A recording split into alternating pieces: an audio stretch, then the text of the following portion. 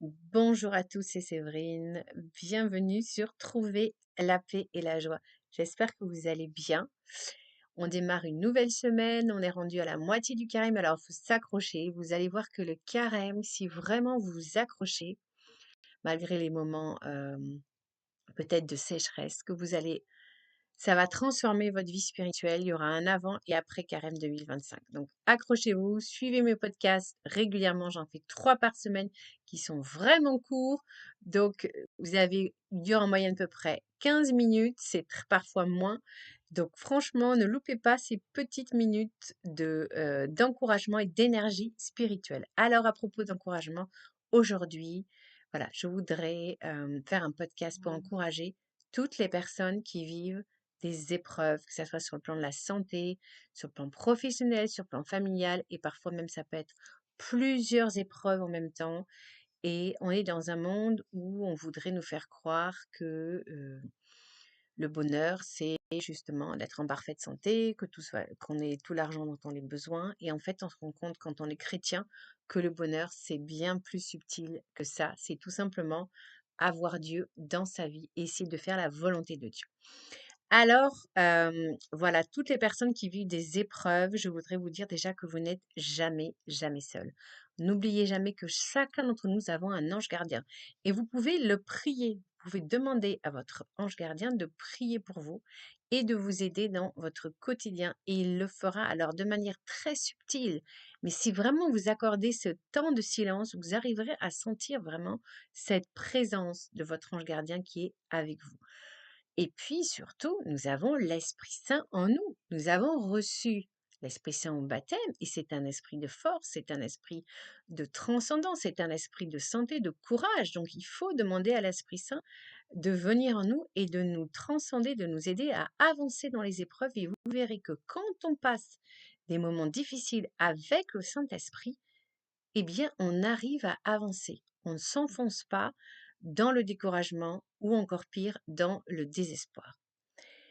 Et je voulais vous dire aussi que Jésus aussi est avec nous. En fait, la Sainte Trinité est avec nous. Si le Saint-Esprit qui procède du Père et du Fils, comme dit le Credo de Nicée, est avec nous, eh bien le Père et le Fils sont avec nous. Donc en fait, on n'est jamais seul.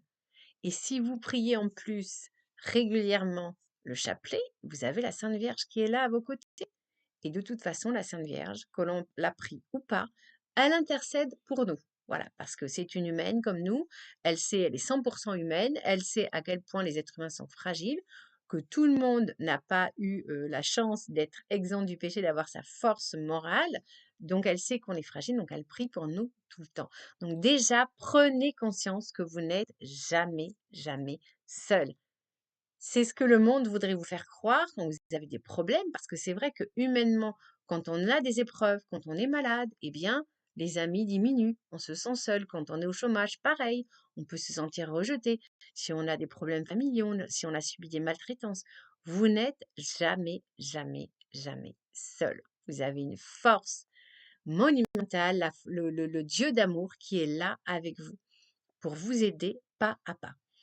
Je voudrais aussi préciser que Jésus avait prévenu que si on voulait le suivre, il fallait prendre sa croix et marcher à sa suite. Donc prendre sa croix, ça veut dire que ça fait partie eh bien, de ce qui est prévu. Nous allons rencontrer des épreuves. Or, les épreuves peuvent être transformatrices si nous les vivons avec Dieu.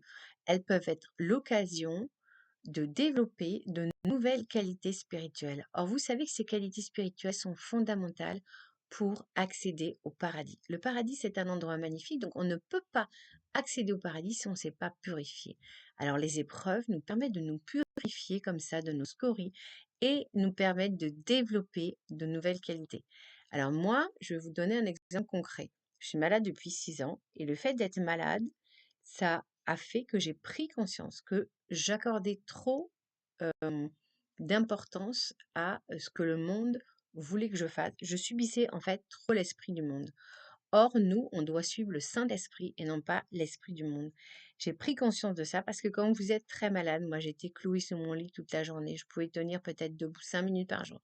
Prenez vraiment conscience de ce qui est vraiment important. Et c'est comme ça que j'ai commencé à ouvrir mon cœur en grand à Dieu et que petit à petit, j'ai mis Dieu au centre de ma vie et il occupe la première place. Donc, on peut dire que cette maladie, elle m'a permis de faire peut-être ce que je n'aurais pas pu faire euh, si j'avais été en bonne santé.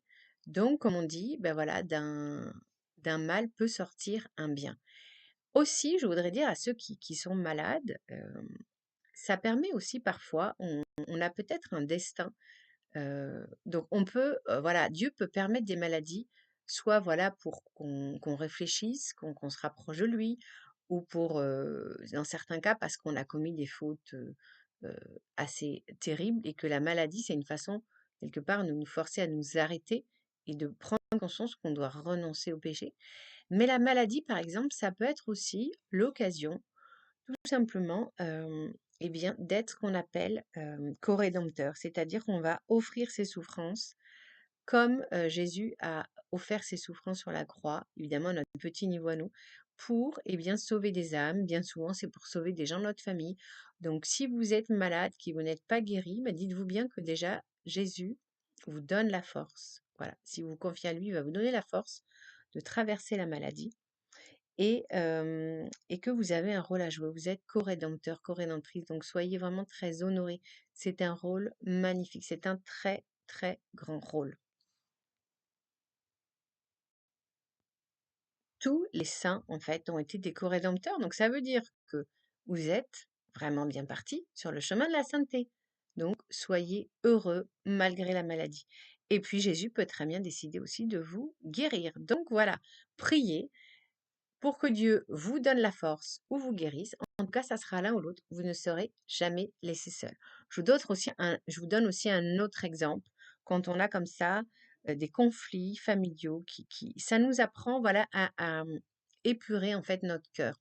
Moi, je sais que ça m'a appris vraiment euh, à être dans l'amour inconditionnel. Voilà, c'est-à-dire que voilà, Jésus il nous aime, qu'on soit pécheur ou saint, il nous aime. Il nous aime pas parce qu'on est parfait, parce qu'on va à la messe tous les dimanches, même si évidemment il est tellement heureux de se donner à nous. Mais donc nous, ça doit être pareil. En fait, les membres de notre famille, souvent, on les aime parce qu'ils sont sympas avec nous. Puis quand on rencontre des difficultés, eh bien l'amour conditionnel, inconditionnel, pardon, ça devient quelque chose de difficile. Donc dites-vous bien que voilà, les difficultés qu'on rencontre servent à nous permettre d'aimer de manière beaucoup plus pure et beaucoup plus ajustée à l'amour divin. Voilà, j'espère que vous êtes vraiment réconfortés et encouragés si vous vivez des épreuves en ce moment. Et voilà, moi, je prie pour vous tous les jours. Et justement, nous allons prier ensemble un Notre Père, au nom du Père, du Fils et du Saint-Esprit. Amen. Voilà, Notre Père, nous te demandons de vraiment, euh, voilà, nous te confions tous ceux qui sont malades, tous ceux qui ont des épreuves, que tu puisses vraiment aider ces personnes, voilà, opérer des guérisons, voilà. Nous croyons, Seigneur Jésus, que tu n'as pas changé. Et pour ceux que ne guéris pas, que tu puisses vraiment leur donner toute la force dont elles ont besoin, ces personnes. Et nous te confions aussi toutes les difficultés familiales, que vraiment l'entente règne dans les familles. Et nous te confions également toutes les difficultés financières. Notre Père qui es aux cieux, que ton nom soit sanctifié, que ton règne vienne, que ta volonté soit faite sur la terre comme au ciel. Donne-nous aujourd'hui notre pain de ce jour. Pardonne-nous nos offenses, comme nous pardonnons aussi à ceux qui nous ont offensés, et ne nous laisse pas entrer en tentation, mais délivre-nous du mal. Amen. Merci frères et sœurs d'avoir écouté ce court podcast. Pensez à liker et à partager pour que YouTube le propose à un maximum de personnes, parce qu'il y a beaucoup de personnes désespérées en ce moment et qui seraient heureuses d'avoir un réconfort dans l'épreuve. Amen. Je voulais juste terminer, si jamais il y a des personnes qui ne sont pas encore baptisées, eh bien, Dieu vous soutient à partir du moment où vous lui ouvrez votre cœur, vous faites appel à lui, Dieu vous soutient. Donc, c'est pas réservé qu'aux baptisés, mais évidemment, il y a un petit plus quand on est baptisé. Voilà. Merci. On se retrouve mercredi. D'ici là, pensez vraiment à avancer avec confiance sur votre chemin de carême. À bientôt. Soyez bénis.